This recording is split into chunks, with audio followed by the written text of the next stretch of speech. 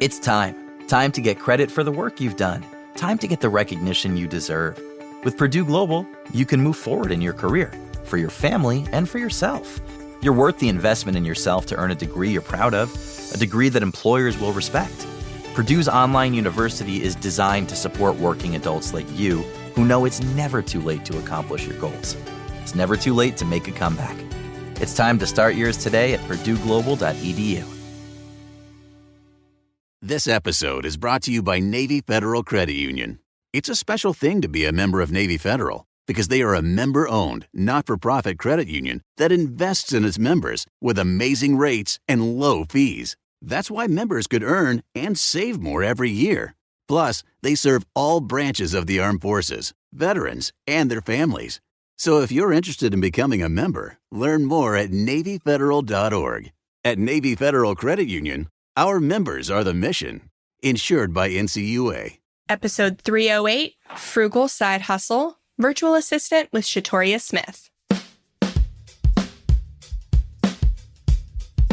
Welcome to the Frugal Friends Podcast, where you'll learn to save money, embrace simplicity, and live a richer life. Here are your hosts, Jen and Jill. Welcome to the Frugal Friends Podcast. My name is Jen. My name is Jill. And today is a special episode for a few reasons. Super special. First, we have the wonderful Shatoria Smith on here to talk about virtual assisting, not like from somebody who's hawking a $2,000 course and says that this is the solution to all of your problems and you'll never be sad again. But we don't make those kind of promises. No, yeah, we don't. She has a full-time job and she's successfully side hustling as a virtual assistant with three kids under 5, and planning a wedding, and she's amazing. So that is the first and main reason why this is a special episode. The second reason is that if you are listening to this on the day it airs, it is my birthday. Happy birthday. No. So get that out of here. The third is that this is actually my last episode just for 3 weeks. So oh my God, there's so many. You're like taking me to a peak just to drop me on the Jill was like, what? This is your last episode? We didn't talk about this. So for the next 3 weeks, Jill's going to have surprise guest co-hosts. Ooh, I did it before when Jen gave birth the first time around. Here we are again. It's old hat, folks. Yeah. I wanted to stay through to my birthday episode. That was my goal. Aww. And here we are. Yeah. So there are many reasons that today's episode is special, and those are just some of them. It's special too because I'm still here. This is Jill to tell Jill's you here. about our other sponsor, Virtually Impossible. Here to challenge that assumption. Virtually impossible is really just saying there's a chance. So whether you want that virtual assistant job or you want to become debt-free, just know it is possible. And to prove it's possible to become debt-free at least, check out season 1 of Debt Free Stories on YouTube. We've got 10 interviews with listeners just like you who've taken the principles we talk about on the show and used them to pay off over $800,000 of debt combined, like collectively between the 10 interviews. It represents $800,000 of debt, which is amazing. So head to youtube.com/frugalfriends to figure out how they did it. Be inspired, make the most of frugality, and just do it. It's not virtually impossible. It's virtually possible. Virtually possible, which actually kind of seems like that implies impossible. Just adding virtually means like, there's a chance. There's a chance. And there's a chance that you could make money as a virtual assistant, or VA, as we'll call it a lot. For those of you who are unfamiliar with what a VA is, it is a assistant in some sort. It offers some kind of service virtually. So a lot of the time that's just like inbox management or data transfer or customer service. So like tasks that a business owner can do but doesn't want to do, they'll hire a virtual assistant, and they'll start very general. And you can get more and more niche as you progress as a business, as you progress as an assistant, when you find what you like to do. So there are virtual assistants for everything: proofreading, editing, graphic design, which is a little different than a graphic designer, like light graphic design. There's for podcasting. You could just work with podcasters. You could just work with YouTubers. You can just work with bloggers. You can just work with authors, like self-published authors. So there are so many niches, and then so many niches within the niches that there are a lot of opportunities with virtual assisting. And we're very excited to talk about those with Shatoria. But if you are looking for a side hustle and maybe you listen to this episode and it's not 100% for you, we do this series every other month. So we have a lot of other options for you. So we've got episode 278 where we talk about Salesforce. 257, we talk about how to get into freelance writing. Episode 242, we talk about selling digital products online, obviously. So we do have quite a few options for you. And this is just another one on the list. I love this series that we're doing.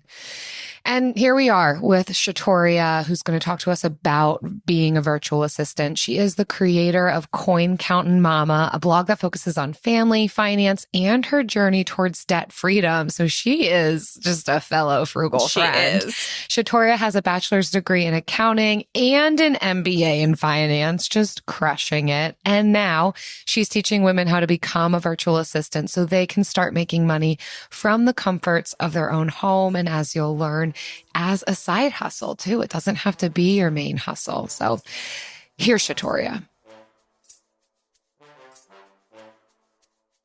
Shatoria, thank you so much for joining us on the Frugal Friends podcast. We are excited to talk about how people can make money as a virtual assistant. Thanks so much for being here. We've been talking about side hustles and all different types of side hustles. And I think this one will be really interesting and accessible to a lot of our listeners. So thanks for being here, Shatoria. Thank you.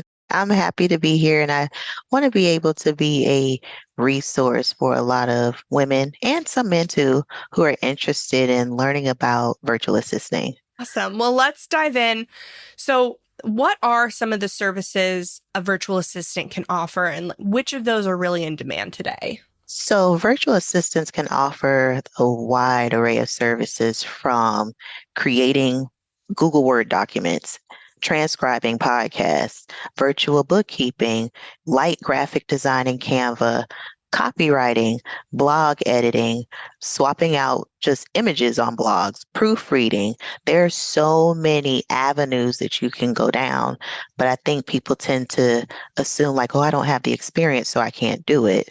And what I try to relate to people is you just have to be resourceful and use the skills that you acquired, whether it was in school or if you volunteer for any charitable organizations, nonprofit, or even at church, if you typed up meeting minutes or if you typed emails. Like, the sky's the limit. But a lot of VA tasks that I see that are in demand are administrative, because you have business owners, they're like, I can do it, but I just don't have the time to do it, such as customer service, responding to emails, following up with leads, or even outreach, reaching out to brands or podcasts that you want to work with.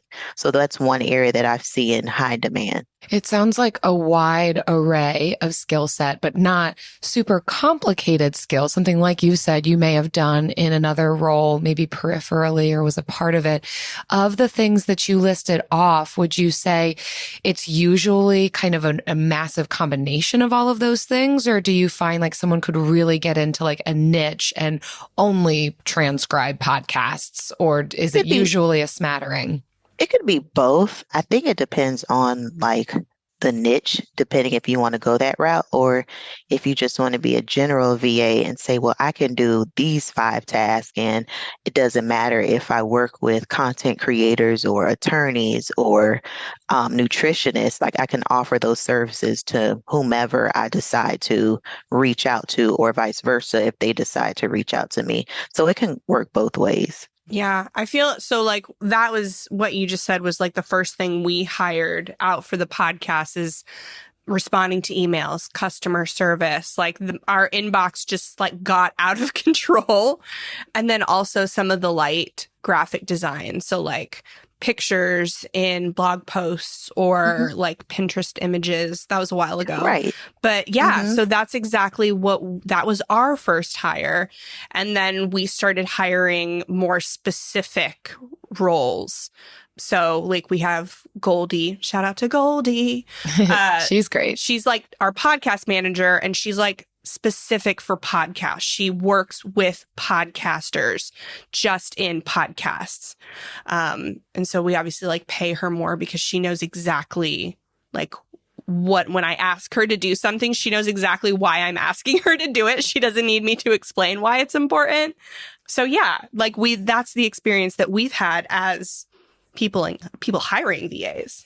Are people, when they do hire, are they generally, is this like a subcontractor position? Do you see many companies who are hiring virtual assistants as an employee? Like what do you see in the space? So it's more of a subcontractor type of position. Now, there are some, like for instance, I work with an accountant doing virtual bookkeeping for her, and her business has grown like at a rapid pace. And although I still have my full-time job, she was looking for somebody who could come on board as a senior accountant in her business. So she did have an opportunity for someone to become full-time in her business, but she still has those subcontracting opportunities for those of us who just want to work an extra 20 or 30 hours a month. And I really love the flexibility and varying degrees of skill set and, virtual assistant. We're kind of assuming everyone knows what we mean by this, but like not going into an office, being able to work from home, working primarily from the computer. How much could someone as a beginner virtual assistant expect to make? Like, this sounds really great, but is there money in it, especially for a beginner?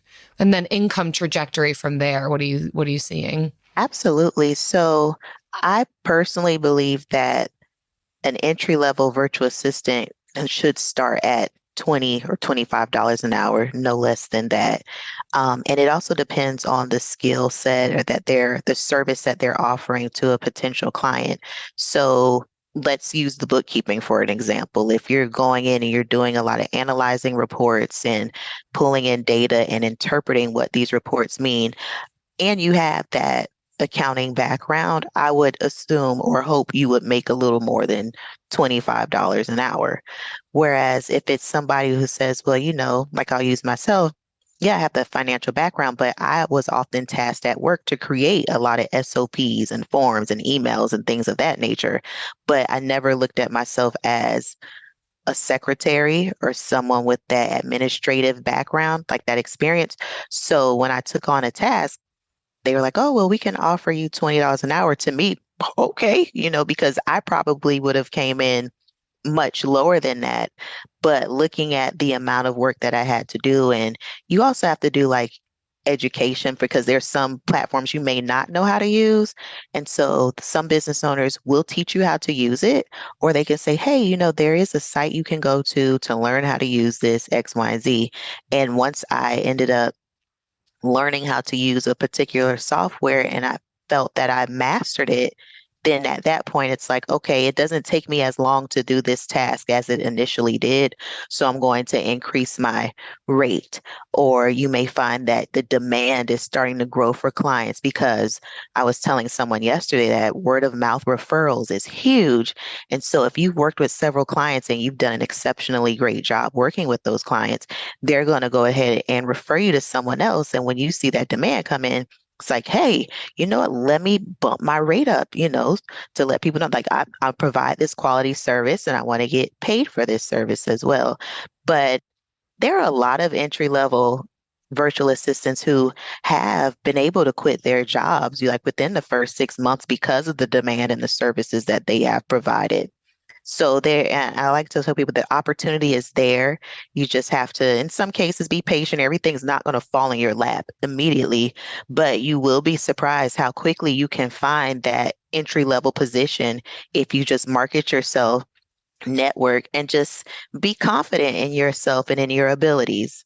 What is a good way for someone to be able to find some of these jobs? Like before the word of mouth gets out and you're just crushing it and everyone is reaching out and telling their friends about you. Like, how do you find those first few jobs? Social media. I found a lot of mine, not a lot, all of them on Instagram. Wow. And I was finding accounts that, or in a sense, honestly, I just like stories and leave genuine comments. Like I wasn't out there saying like, oh, hi, because I'm sure you guys get people cold pitching in the DMs, leaving these 8 paragraphs about what they can do. And it's like, I don't want to do that, because if there's somebody who's a business owner and they don't really have that much time to sit here and read this thesis statement or this research paper, Yes. you know, it's like, I just want to like something. So like Jen, if it was I'm like, oh my gosh, when is the baby due? You know, things like that. Or, oh, I have a little boy. Like I find things in common and I'll just engage that way. And surprisingly, I've received a lot of clients that way, just from genuine interaction. And I make sure it's somebody that has something in common with me or something that I can relate to. If there's something that I really can't relate to, I don't want to just put myself out there, because that's going to be awkward for me to try to come up with a conversation that I really can't relate with that person, you know? Amen. And as a business owner, that is what I want to see. I want to see the short responses and the genuineness, because you're going to be working with this person hopefully for years to come. So you want to be able to relate to them. You want to like them. And when you reach out, like my favorite outreaches are when somebody like insults your work and says, "Oh, I can make it better." I love that. But like, so I know when I see somebody respond genuinely with genuine insight, I know that's how they're going to reach out to other people when I ask them to outreach to get us on other podcasts or for a business partnership. I already know how they're going to outreach, and I like that because they've already put that thought, like I know what they're thinking, and I'm like, I like the way you're thinking. I think that way. So exactly what you said, that's what I want to see in an outreach as a business owner, for sure. And I tell people, like, excuse me, you don't necessarily have to wait until someone put something in there on their stories or may create a post to say like, oh, I'm hiring, because they may in the back of their mind know like, oh, I do know at some point in time I'm going to need to hire a copywriter or someone just to do the light graphic design. And if you've just been interacting, that genuine interaction with them, and then it's like, hey, let me go, this Shatoria person, you know, she says things on my post. Let me see where she's going, what's going on her page. Oh, she's a virtual assistant. Well, let me go through. Oh, I like that, you know, and then they'll say, hey, how can I learn more about your service? It's always happened like that. And so I just encourage like some of the newbies, like, hey, be genuine, leave genuine comments. Like if there's a post that they like that you don't like, then don't like it. Like you don't, you know, like, yes, you don't want to work with people you don't like. Authenticity, engaging in the world in an authentic way. What are we saying? I know. Right. Oh my gosh. You know, it's like, I'm sure the same thing is somebody will like 50 posts and then it's like they follow, it's like, yeah, I've been following you for years. No, you have not. Like you just like these 50 posts and now you're dropping this in my DMs. Like, come on. You're just emailing me with the most recent episode I just did and saying you liked it and trying to get me to give you money. I love that one too. I love that. Yeah, everything you're saying I love, because I want to find somebody to hire before I actually put out a post that says I'm hiring, honestly. So yeah, don't wait for somebody. Don't look for hiring now posts. Right. Be just pursuing the people you want to work with, because even if and then put like, I know somebody's a VA, like if the VA is like at the end of their name or something, or somewhere where I can see it in the DM before I go to the profile. And even if I don't need a VA at the second, I always know somebody else who's looking for one. And if I get good vibes, like I'll say, oh, hey, I got good vibes from this person. I'm, not sure about their work, but I got good vibes from them. That's so true. A friend of mine, we had a live yesterday and she was saying that she did the genuine interaction with a potential lead. And although she wasn't able to support her, they were still cordial between each other. And as a result of that, that potential lead was able to refer 3 clients to her because of that. So it's like you still don't want to burn bridges because you never know where that next opportunity can come from. And I think that's something that's really big because so many new virtual assistants are ambitious about how can I find clients? Like my emails and my DMs, I swear I get so many of those a day. I can't even keep up with them. But it's like, where can I find clients? And it's like, well, what service do you offer? If I go look at your Instagram page and you call yourself a virtual assistant and I see kittens and puppies and I don't see anything else that directs me to you being a virtual assistant, it's kind of like, well, how can I learn more about you when the first point of contact I have is this page and there's either something on there that's not even relevant or it's just blank and you follow like 200 people. It's like, how can I learn more about who you are? Or, if you have somebody reach out to you potentially and they're looking for someone to write blog posts and that's not what you do, you can't get upset and be like, oh, you can't do that because that opportunity wasn't for you. But if somebody reached out, that's a good sign that you're doing something for them to reach out.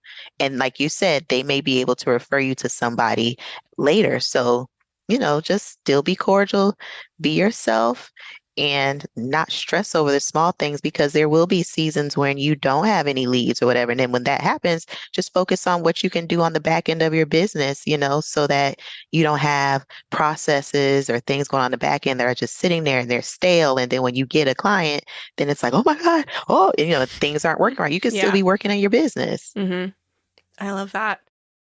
AI might be the most important new computer technology ever. It's storming every industry, and literally billions of dollars are being invested. So, buckle up. The problem is that AI needs a lot of speed and processing power. So, how do you compete without costs spiraling out of control?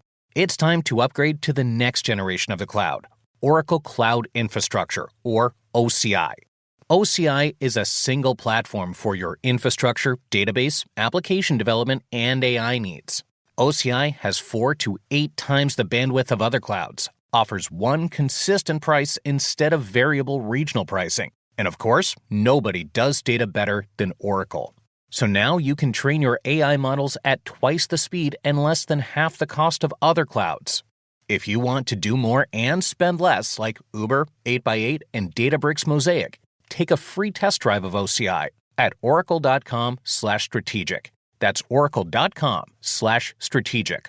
Oracle.com/strategic. We know New Year's resolutions often don't stick. In fact, on average, they last around 30 days. So if saving money is on your 2024 resolution list, here's a foolproof way to stick to yours. Switch your phone provider to Mint Mobile. For a limited time, wireless plans from Mint Mobile are $15 a month when you purchase a 3-month plan. That's unlimited talk, text, and data for $15 a month. For those of you paying close to $40 a month for just one phone line, this means a savings of $300 over the course of the year. We especially like Mint because all plans come with unlimited talk and text and high-speed data delivered on the nation's largest 5G network. To get this new customer offer and your new 3-month unlimited wireless plan for just $15 a month, go to mintmobile.com/frugal. That's mintmobile.com/frugal. Cut your wireless bill to $15 a month at mintmobile.com/frugal. Additional taxes, fees, and restrictions apply. See Mint Mobile for details. So how would somebody know if this would be a good fit for them? Because it sounds great. You're reaching out on social media, you're replying to emails, like great. How is there anybody that this may not be like a good fit for? Or how do you know if it's a fit for you? I feel like if you don't like being on the computer or I don't like social media, it's not for you. That's why writing blogs, or, it's a virtual position. So how can you not, or I don't like going live or I don't like showing my face. Then it's not for you because you're going to have to at some point go live and go on Zoom, Google Meet, or whatever platform there is out there. If you're somebody who says like, I don't want to learn something new, it just seems like it's too much, then it's not for you, because in this space, there's so many learning opportunities available. Like, that's the only way that you can grow and thrive in this position. So if you're reluctant or hesitant to that, then this isn't the space for you to be in, or if you want that typical 9 to 5 structure and it's like, well, my income isn't going to be consistent or this and that, then it's not for you, but if you're okay with the inconsistencies, then hey, by all means, go for it. If you're open to meeting new people, learning about new businesses, you're resourceful, you're eager, and you're ambitious, like I say, go for it. What level of availability do you think someone would need to have in order to pursue this? Oh, that's a good question. So I think it varies. Like for someone like me, anytime I work with someone, I let them know, hey, I'm still working a 9 to 5. So if you need me between these hours, I'm unavailable. Now, there may be instances where I have a lot of downtime and I'm working from home that day and I don't really have much to do at work. I may do something, but I won't let the client know that, because if I send them an email, it's like, oh, Shatoria is available. So I may do something on the back end, and then the next day or that evening, I'll just go ahead and send things out saying, hey, I got this done, that done. So I think it varies upon your availability. And the same thing, like I have the kids as well. And so I try like on Mondays, I don't really do much client work coming off of the weekend because I'm drained. My kids wear me out. So it's like I don't want to take on, a lot of things that are due on Monday. So I'll have like my discovery calls maybe on Tuesday, or I'll have like a client call on a Thursday, and I try to do them, like about 7 o'clock for me, because that's a good time. Like my kids have eaten, they've had a bath, and they're sitting in there watching, Bluey or whatever it is they're looking at on the TV, and I know I won't get interrupted. But I'll outline that with my clients when we're having a discovery call, saying, hey, although I'm not full-time yet, this is the time frame that I work in. This is when you can expect to hear back from me. And I haven't had any pushback from that because I was upfront with the expectations or the boundaries that I set for myself. I found that when people aren't really forthcoming with that information and the client's like, hey, I haven't heard from then that's when we run into a problem, So it's like you got to be upfront. And that's what really made virtual assisting appealing to me, because I can still do this in addition to having my full-time job, and I don't feel burnt out or overworked because I've set those boundaries in place. It does seem to be one of the benefits of being a virtual assistant is a lot of times, of course, it depends on what jobs and clients you choose, but they can be much more project-based than needing to constantly be responsive or on the computer at any given time. For Jen and I, with our business, we're not in the same time zone as our VA, and it works because there's certain things that it's not time specific. It's a little bit more project based. So I think there can be flexibility and something, as you're saying, that you can find if you're upfront about when you can be responding, what types of projects or tasks you can take on. And, maybe you set like a 2-day turnaround or a 1-week turnaround on the different things that are being asked of you. And that level of flexibility does seem to be really nice for people with the full-time jobs, for people with kids at home. Not easy. You're still doing work, but some level of flexibility. But it is encouraging to hear that you have a full-time job. You have 3 kids and you're still able to make money as a virtual assistant. It means that it's accessible for other people. And it's not like one of these, oh, I have to be 9 to 5, full availability, put my kids in daycare if I want to succeed at this thing. No, as a beginner, you don't have to do that. No, and not that's at all. what I think makes your story and this, side hustle like so accessible. And I think another point to consider is you're doing things that you like to do. Like I enjoy doing the bookkeeping, or other people might be like, oh my God, but I enjoy doing it. So it's easy for me to be like, oh, let me go show up and do whatever I need to do and be done with it. Versus if there is something where it's like, yeah, I'll be a virtual bookkeeper. Oh yeah, I'm good at this. If you're good at it, but you don't like it, then don't even offer that as a service because you'll find yourself dreading showing up for it, which I always compare that to corporate. Sometimes there's tasks and responsibilities that they give you in corporate that you just don't like, but you can't say you're not going to do it. So it's like, if I'm going to do this virtual assistant thing and make money from it, I want to show up doing things that I like, because that's going to spill over in the conversations that I have with people. It's going to spill over in the work that I produce for them, versus showing up halfway and not doing something and you're not paying attention to the details and you're rushing to get it done, creating a lot of errors and mistakes. And it's not conducive. It's not healthy. And I just don't recommend it. So find something that you like to do. And I say that to say it's okay in the virtual assistant space to try something first. Like, oh, I think I like it. Just try it out.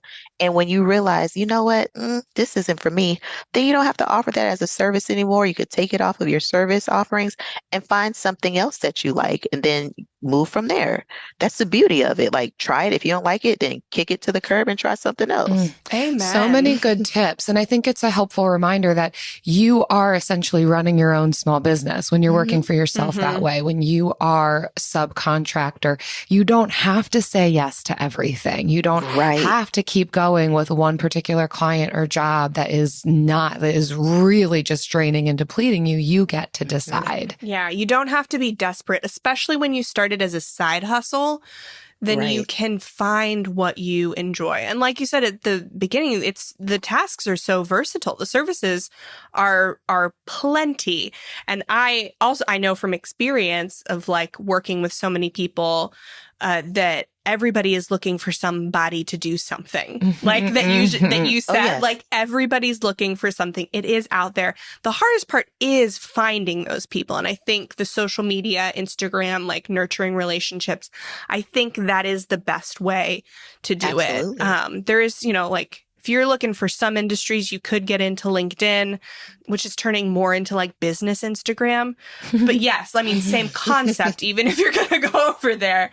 It's just those genuine relationships. So last question, how about like training? Is there any way like that you can find training or find kind of resources to figure out what are these services I like offering and what are these services I don't want to offer?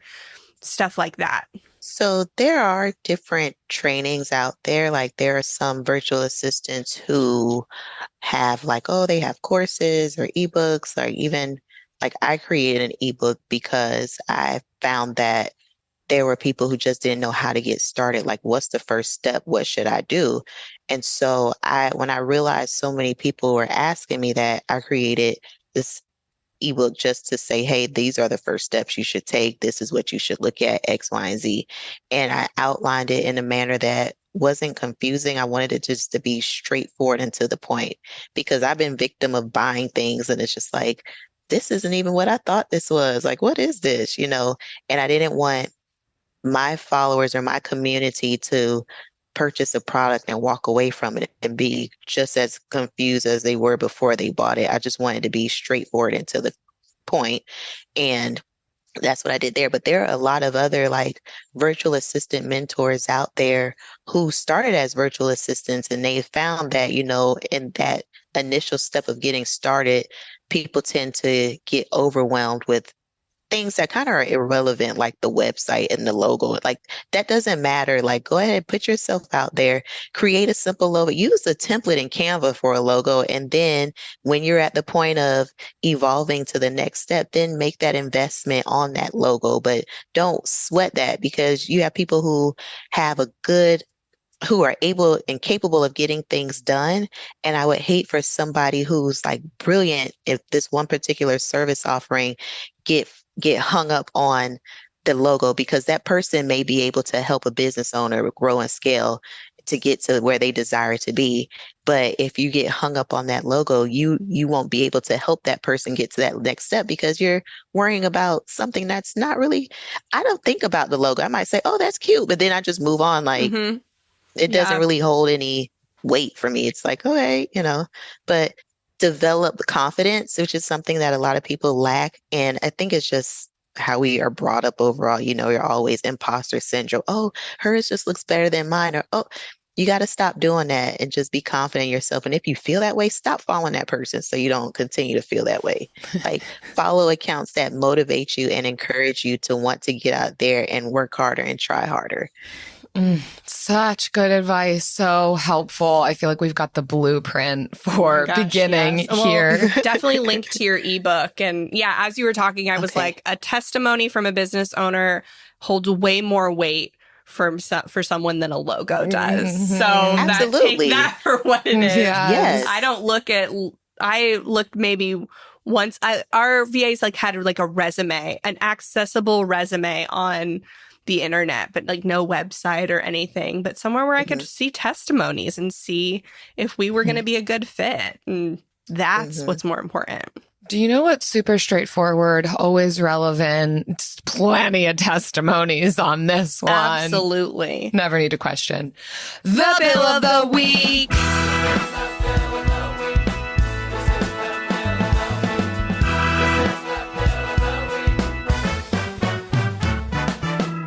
That's right. It's time for the best minute of your entire week. Maybe a baby was born and his name is William. Maybe you paid off your mortgage. Maybe your car died and you're happy to not have to pay that bill anymore. Duck bills, Buffalo Bills, Bill Clinton. This is the Bill of the Week. Shatoria, every week we invite our guests, our listeners, to share with us their Bill of the Week. And we have pointed out to you how vague the parameters are. So we are excited to hear yours now. So this is exciting. I actually did this yesterday. So I'm getting married in July of this year. Yeah. And I've been wedding dress shopping, trying to be very budget conscious, like how much I spend. And I found my dress and I paid for it in cash yesterday. And so I'm so excited, you guys. I don't know, I just got chills thinking about it. Being able to walk in there, not have to use my credit card and pay in cash. What? Who does that? Oh my gosh. So yeah.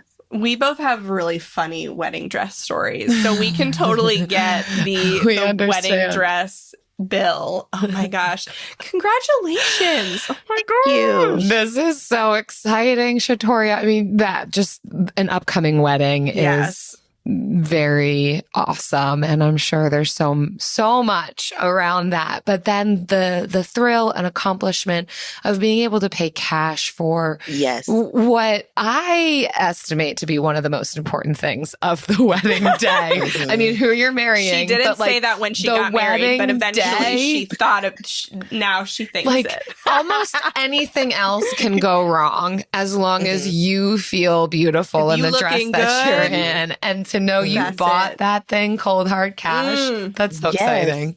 Yes. Normally in the past when you were making a big purchase like that, it's just ooh, okay. Oh, but I whipped my wallet out yes, I'm ready.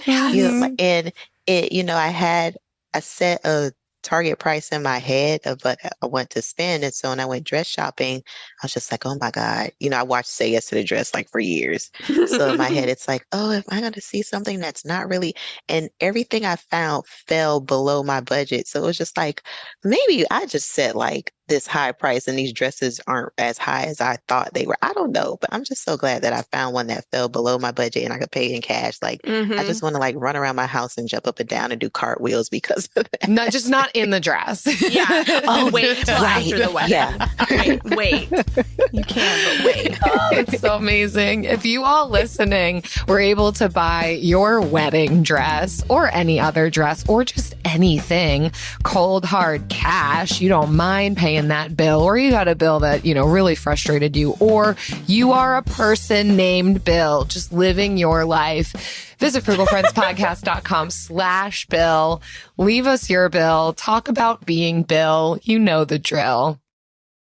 We all agree that reducing carbon emissions is a good thing. And once again, Toyota is leading the way. We hear a lot about fully electric vehicles, and Toyota has them, with more on the way. But we also know a BEV is not for everyone, whether it's because of cost, range, or concern about finding a charging station when you need it. Plus, the raw materials used to manufacture batteries are limited. Enter Beyond Zero, Toyota's vision for a carbon-neutral future, in vehicles and in manufacturing plants too, in the years ahead. The materials used to make just one long-range battery for an EV could be used to make batteries for 6 plug-in hybrids or 90 gas-electric hybrids. That's why Toyota's position today is electrified, diversified, empowering you to choose how to reduce your own carbon footprint with the vehicle that's right for you. A hybrid, plug-in hybrid, or battery EV. So shop, learn more, and get details at toyota.com/Beyond Zero.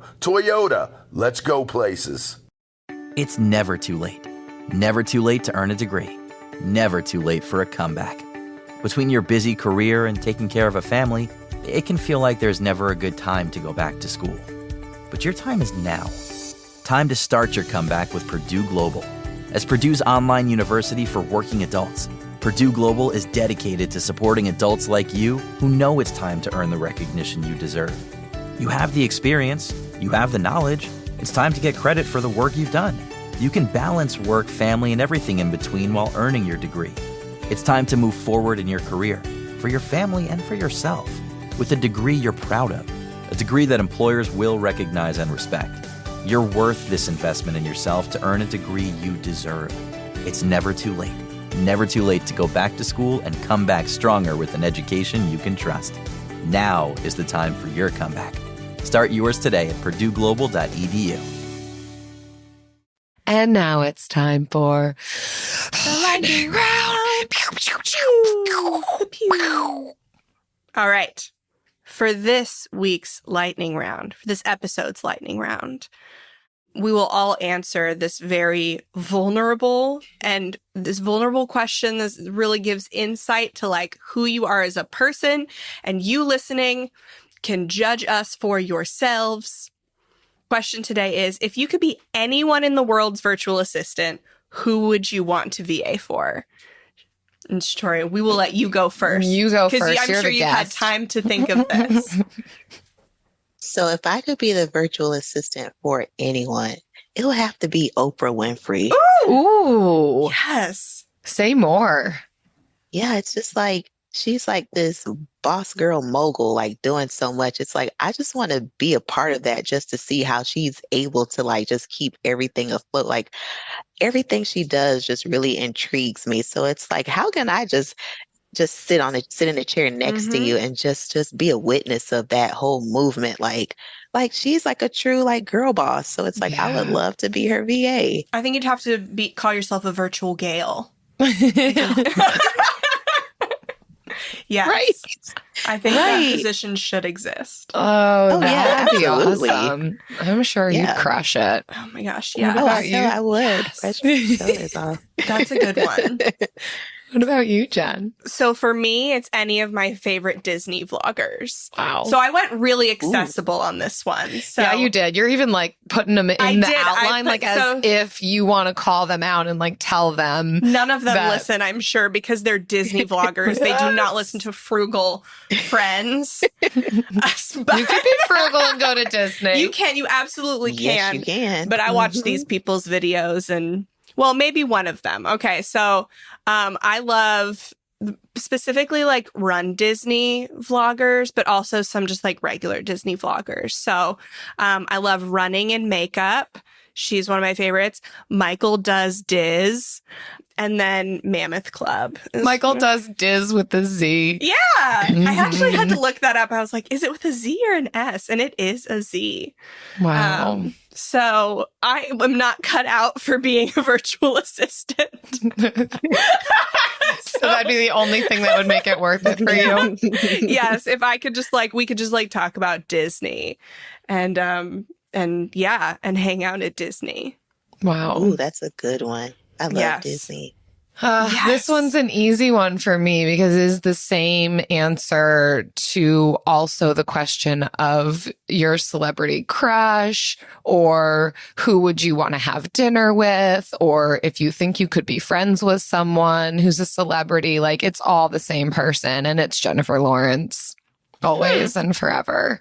I just think she'd be a blast. I'd mostly want to be a VA for her so I can watch how she moves through life. I think you are Jennifer Lawrence. You are very, I didn't know who you were going to say, but it like makes total sense to me. Yeah, her or Paul Rudd or both of them. I think I could juggle them at the same time. Yeah, if you're a contractor. Yeah. Be like, I'm not available like at midnight because J-Law, she needs me then in the middle of the night. You're Paul Rudd during the day and J-Law at night. Yes. I think that'd be a perfect combo some of my you. guidance. Like, that would be my virtual assistant role, is just watching her and maybe sometimes weighing in and mostly laughing. That's amazing. I think these are really, really good ones. And I will call them out though, for sure, because I will leave this job for that job. I believe you. You will leave me in a second for Jennifer Lawrence. And I'm not offended, but I believe you. But I will do everything in my power to make sure she never contacts you. Oh, wow. That sounds threatening. Oh, Shatoria, thank you so much for hanging out with us today. If people want to find more from you, we will link the ebook, but where else can they find you and your wisdom? They can find me on Instagram. I hang out there all the time, morning, noon, sometimes at night, but during the day, not they midnight. can find me. Not midnight. Nope, I'm sleeping or for you. chasing Boundaries. monsters from under the bed. But yes. Oh, yes.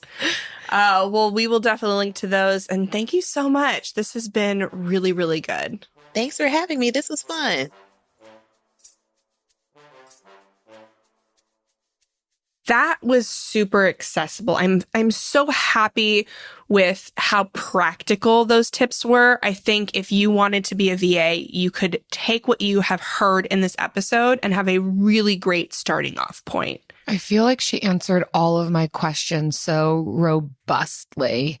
Unlike some of our other side hustle episodes where I've not had a total understanding of it, a virtual assistant is one of the ones that I feel as though I think I know what that is and what they would do, but I feel like she rounded it out so much more and answered all of the things that I would want to know if it was something I was considering. So I'm so thrilled about that.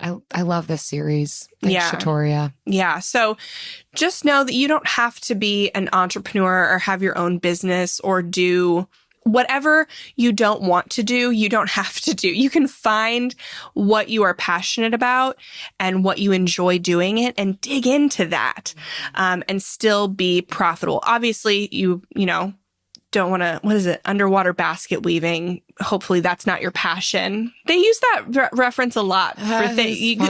Just simply to say you kind of got to follow the money to an extent. Although they do say niche down, and that is niched. That is niched. Yeah. I won't say anything is too niched, but it does require having to breathe underwater. I think so. Or hold your breath. Yeah. But thank you so much for listening. We hope you took something away from this. And if this isn't for you, I hope you listen to one of our other Side Hustle series episodes and maybe find something that is, or don't focus on it at all. Don't focus on a side hustle. Just do your main gig. But thank you for listening. Many of you know we have a membership for our listeners who are paying off debt, which is most of the people that are starting side hustles. And so if that's you, we do monthly money challenges.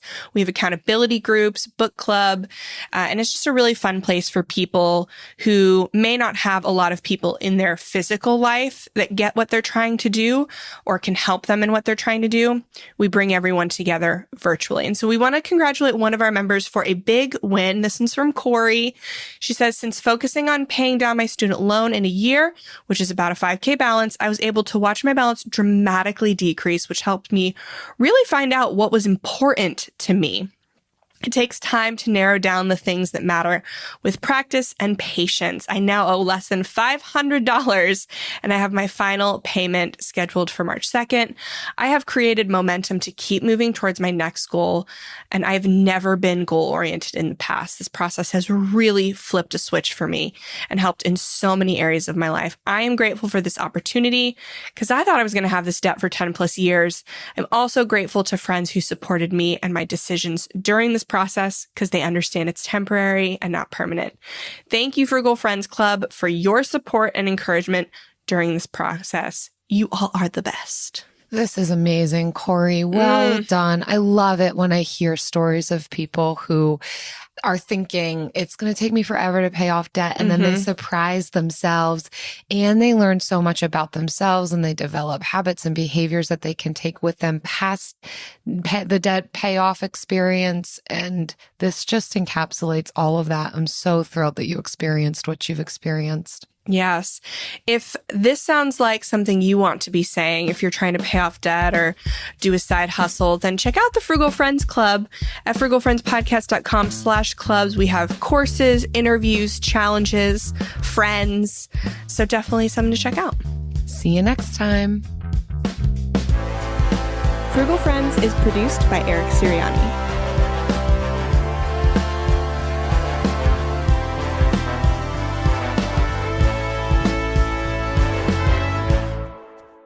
Jill, I think we need to expound on the wedding dress stories that we kind of touched on. Go for it, Jen. Okay, yours is better than mine, so I'm going to start. When I bought my wedding dress, I was not engaged yet. I was about... That's right. Right, I was about 2 months away from being engaged, and I had known Travis, I had known Travis for 4 months. Did you buy it with him in mind?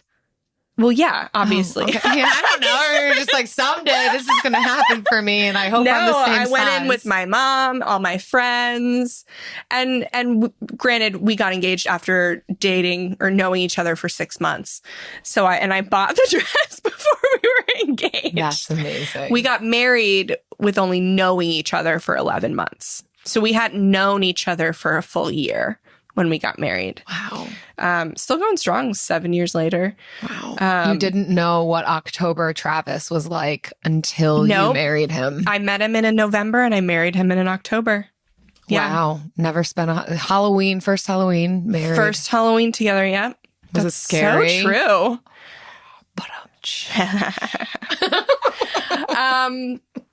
But, okay, so the wedding dress, though. I was between two dresses. Yeah. One was this beautiful mermaid covered in tiny, tiny pearls. Whoa. And it was beautiful. And it was, but I couldn't dance in it. Were the pearls real?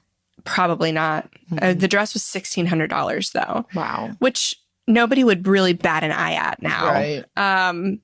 But I didn't choose it because I couldn't dance well in it.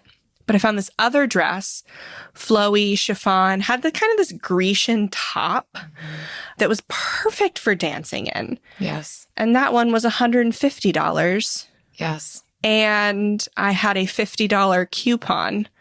$100. And so that's the dress I got. Not even because of the price. It was truly because I could dance in it. Yeah. I found out when I was in my friend's wedding about 6 months later. I guess it had to have been 4 months later. We got the dresses for the wedding.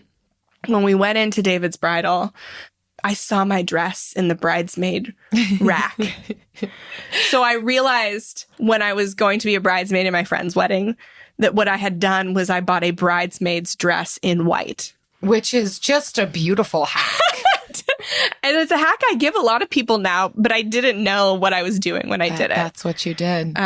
So you were a frugal friend before I was even a flicker in your mind. So true. I mean, this is before I started paying off debt too. We hadn't even talked about it. You were using coupons and hacking. I knew my dresses. Core value was not beauty. You already knew it. It was boogie. So that's where core values began for me. Value-based spending. Wow, Jen. So I don't even know if we've got time for my story. Your story's just gold. you can, you can paraphrase. We got time. Okay. People have heard this if you listen to our wedding episodes, but if not, here you go. I was a young bride. I was of age, but I was young. Barely. And I had no money. And I was looking for what type of style wedding dress do I want when Eric and I were talking serious. And I knew that the question was going to be coming soon.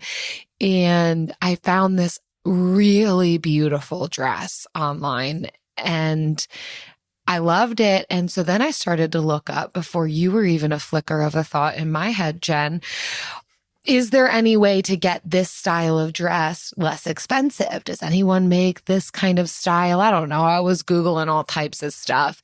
And sure enough, this one website promised to be able to make this very dress at a fraction of the cost. It was going to be $100. And I thought to myself, that sounds perfect. And it sounds like me. A $100 dress?